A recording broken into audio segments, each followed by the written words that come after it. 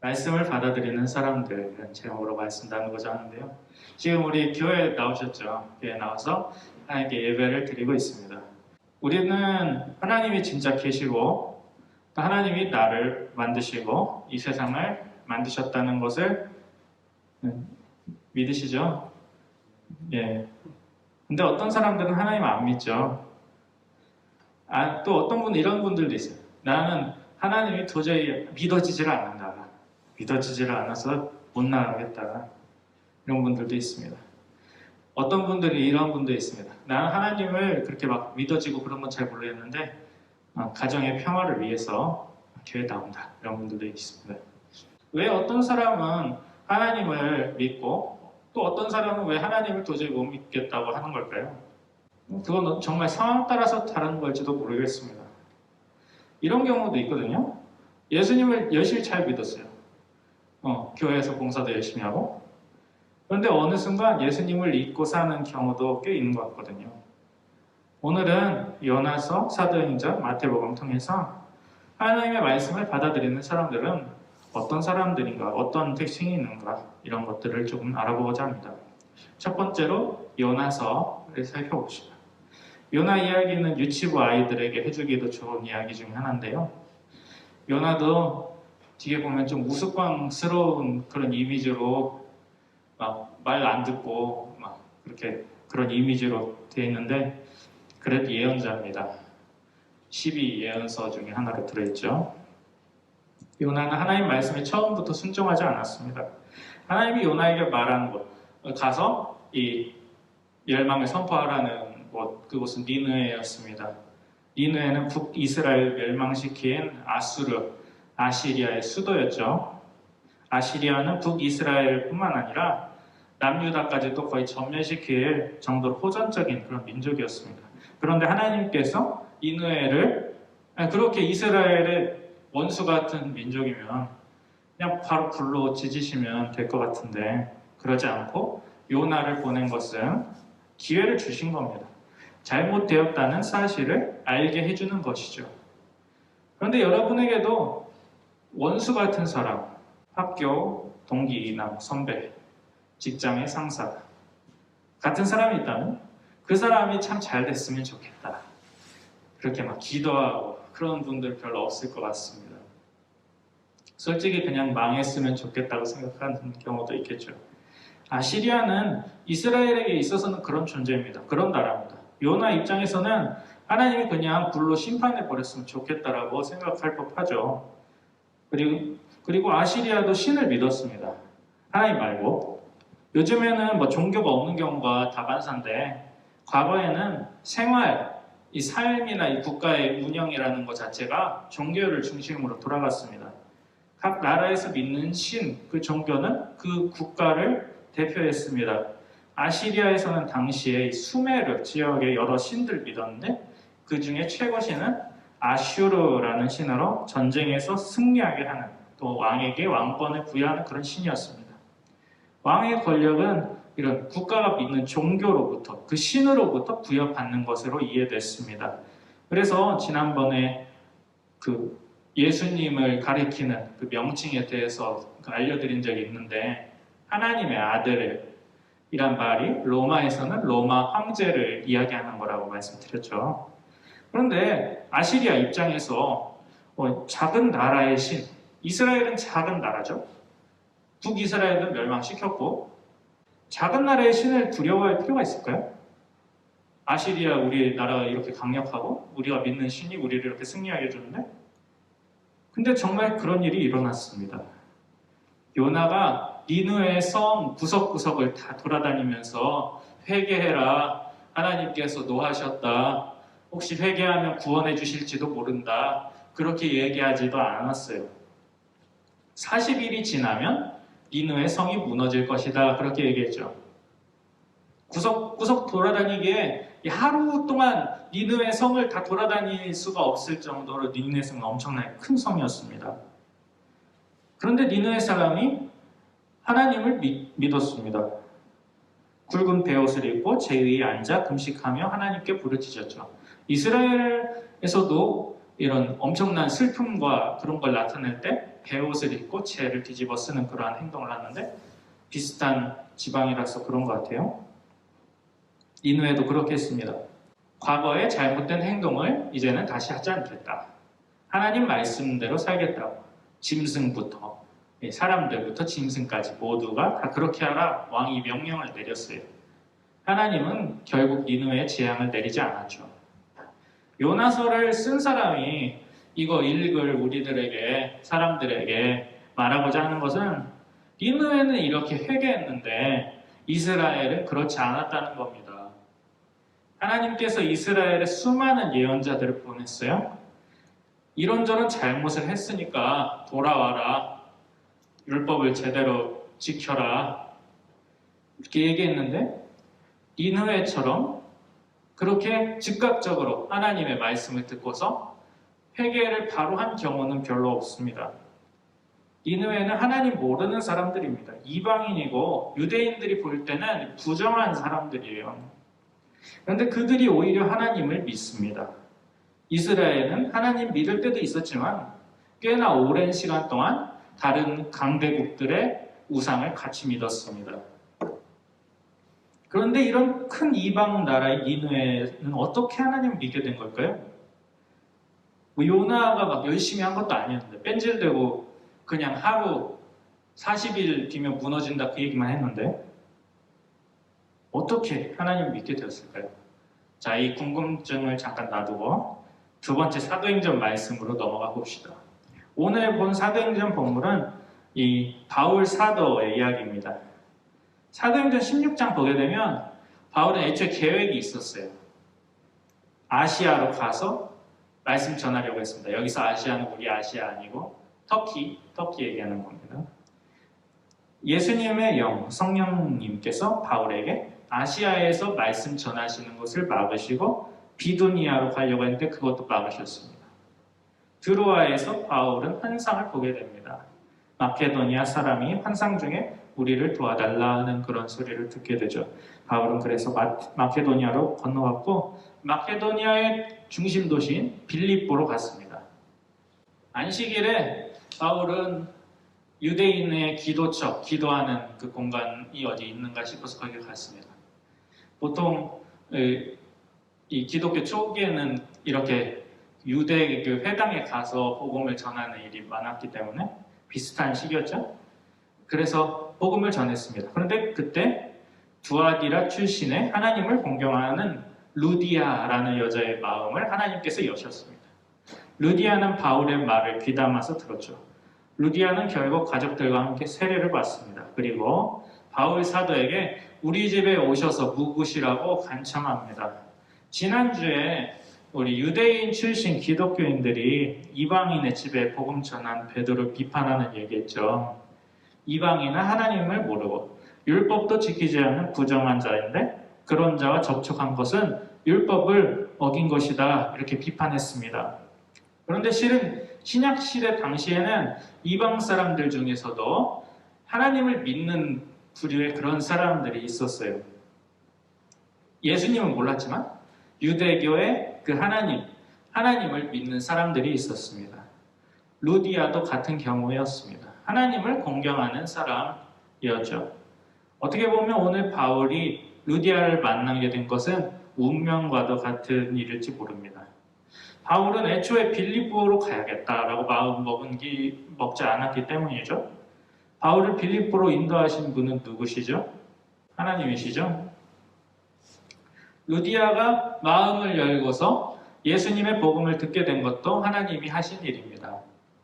루디아는 자색 옷감, 보라색 옷감 제작하는 일을 했는데 보라색 옷은 귀족이나 왕족들한테 납품하는 거였습니다. 돈이 좀 되는 일이었죠. 루디아는 자기 집에 머물라고 바울 일행에게 말했는데요. 결국 루디아의 집은 이 빌립보 지방 초기에 이 선교를 하는 그 선교의 중심지, 전초 기지가 됐습니다. 그런데 루디아와 같은 여성은 과거에는 남성과 같이 동등하게 여겨지지를 않았습니다. 물론 요즘에도 여성 차별이 여전히 존재합니다. 부끄러운 이야기이지만 기독교 안에서 우리 교계 안에서도 여성 차별이 일어납니다. 성경을 문자적으로 이해하는 분들이 성경 구절을 딱 떼서 여자는 일체 순종함으로써 조용히 배우라. 기타 비슷비슷한 말씀들이 있어요. 디모데전서 2장 11절 말씀인데 이런 말씀들을 가지고 그러니까 여성은 가르치는 역할을 해서는 안 된다. 그렇게 얘기를 하고 있으니까 여성 목사나 장로는 안 된다. 이렇게 되는 경우도 있습니다. 그런데 이 말씀은 우리가 그냥 곧이곧대로 생각할 게 아니고 이 말씀을 기록한 역사적인 배경을 우리가 생각해 볼 필요가 있어요. 간단하게 얘기하면 신약 성경 시대 이때는 영지주의 이단이 판을 쳤습니다. 그런데 여성이 그 이단 안에서 주도적이고 공격적인 역할을 했습니다. 그리고 그 이단들은 여성에게 결혼을 하거나 성관계를 맺거나 아이를 출산하거나 하는 것을 포기하게 했습니다. 그래야 구원을 받을 수 있다라고 생각하게 했죠. 디모데전서에서 여성에게 하나님이 창조하신 이 질서를 순종해야 된다라고 얘기하는 것은 이런 이단의 공격에 흔들리지 않게 하기 위함이지 여성은 순종해야만 하고 가르침을 받아야만 하는 존재다 이 얘기를 하려고 하는 게 아니라는 거죠. 근데 이런 상황 모르는 사람들은 말씀 몇 개 가지고 교회 안에서 여성은 잠잠하라 그런 말씀도 있고 한데 이런 것도 다 이런 상황 속에서 이해를 해볼 필요가 있는 것입니다. 자, 루디아도 당시 이 로마 이 빌립보 안에서 이렇게 차별당하고 그러한 썩 돈은 많이 벌었을지 모르겠지만 지위가 그렇게 높지 않았을 거라는 거죠. 하지만 오늘 하나님께서는 이런 바울 사도의 기회에 바쁘시고 길을 막으시면서까지 하셔서 결국 바울이 루디아를 만나게 했습니다. 그리고 루디아가 세례를 받게 하셨고 그녀의 집이 빌립보를 비롯한 마케도니아 선교의 중심지가 되게 하셨죠. 니느웨 성 사람들하고 빌립보의 루디아하고 중요한 공통점이 있습니다. 바로 이스라엘의 주류 사람들은 이 두 사람들 자신과는 상관이 없다라고 생각하는 겁니다.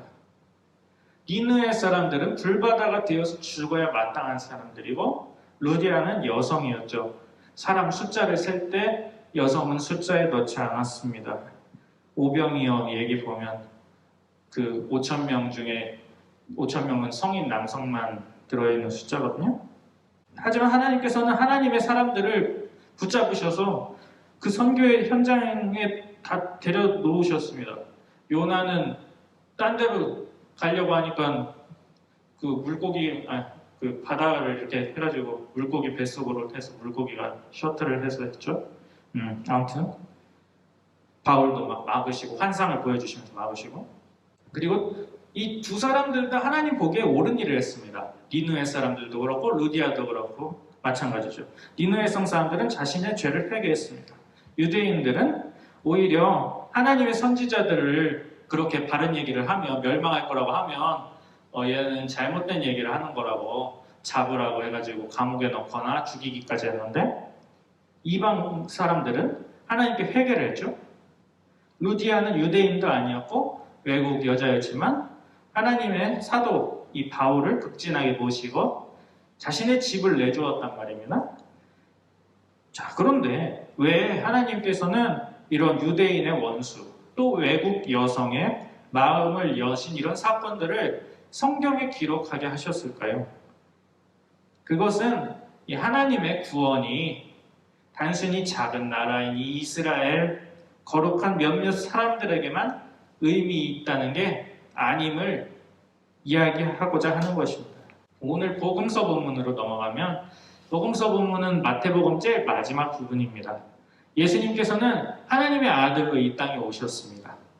이스라엘 사람들이 그렇게도 기다려온 구원자 메시아가 바로 예수님이시죠. 예수님께서는 복음서를 보게 되면 종종 이런 얘기를 하십니다. 유대인에게 먼저 복음이 전해져야 한다. 이런 이야기 하십니다.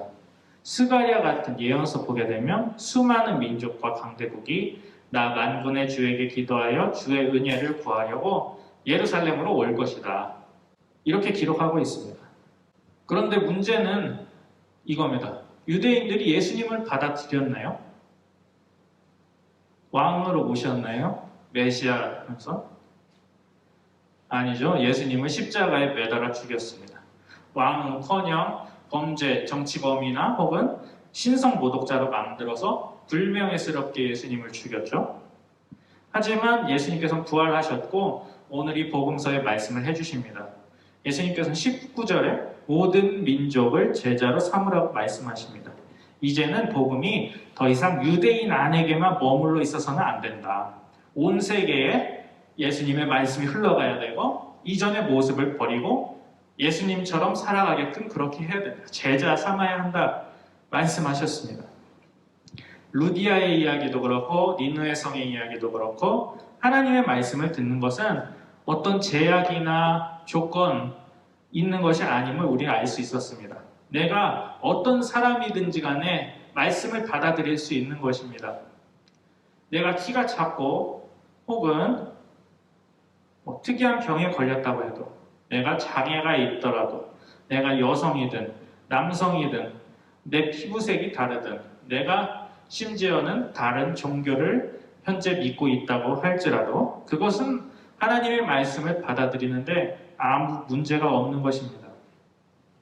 하나님께서 내가 하나님을 받아들이기를 원하신다면 그것은 아무 문제가 아닌 것입니다. 이것을 하나님도 말씀하셨고 예수님께서도 말씀하셨습니다. 말씀을 마치고자 합니다. 결국 말씀을 받아들이는 사람들은 어떤 민족이나 어떤 특성을 가지고 있다. 이렇게 구분 지을 수는 없습니다. 이슬람 신도였는데 기도를 하던 중에 예수님을 만나고 기독교로 개종한 경우들도 있습니다. 하지만 오늘 말씀에 나오는 사람들이 하나님을 믿을 수 있었던 배경에는 결국에 하나님이 계십니다. 하나님이 도망가려는 요나를 잡아다가 니느웨에 보냈고 멸망을 선포하게 만드신 것. 그리고 니느웨 사람들의 마음을 움직이신 것. 바울을 아시아로 가려던 바울을 마케도니아 유럽 지역으로 옮기시고 루디아를 만나게 하신 것. 그리고 루디아의 마음을 열게 하신 것. 모두 하나님께서 하신 것입니다. 그렇다면 우리가 쉽게 말해서 하나님 없는 거 아니야? 이렇게 생각하는 사람이 하나님의 말씀을 받아들이게 하려면 어떻게 해야 할까요? 어떻게 하면 말씀을 받아들이는 사람들로 만들 수 있을까요? 무엇보다 먼저 우리는 오늘 말씀에서처럼 하나님께서 일해 주시기를 기도해야 합니다.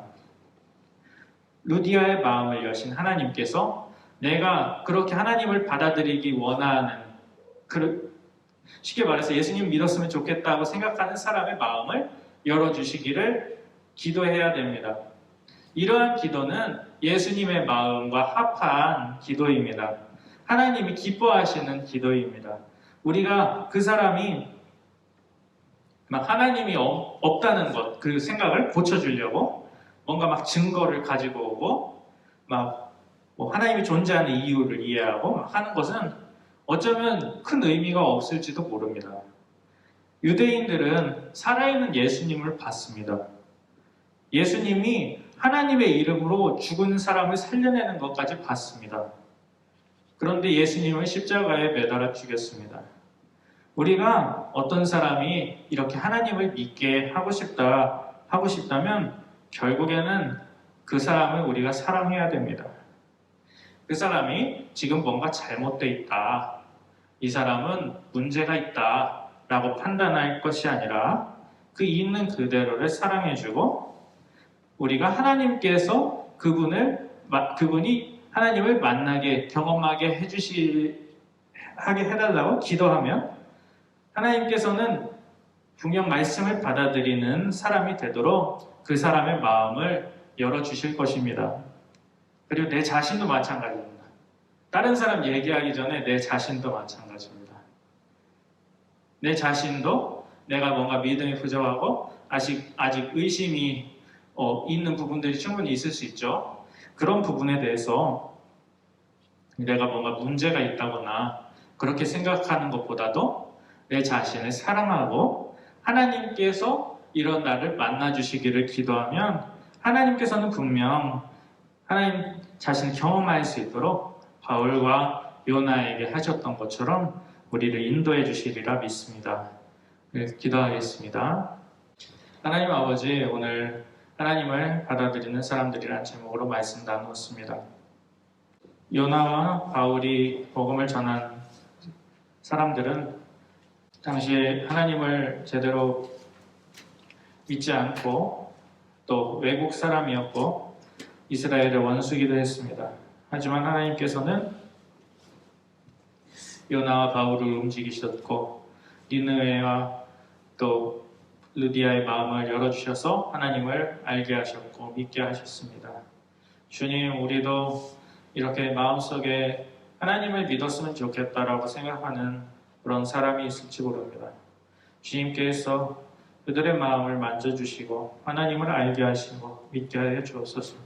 그리고 나의 마음에도 하나님에 대한 의심이나 혹은 아직 이해되지 못하는 부분들이 있다면 주님께서 이런 우리들을 사랑하여 주시고 또 알게끔 인도하여 주옵소서.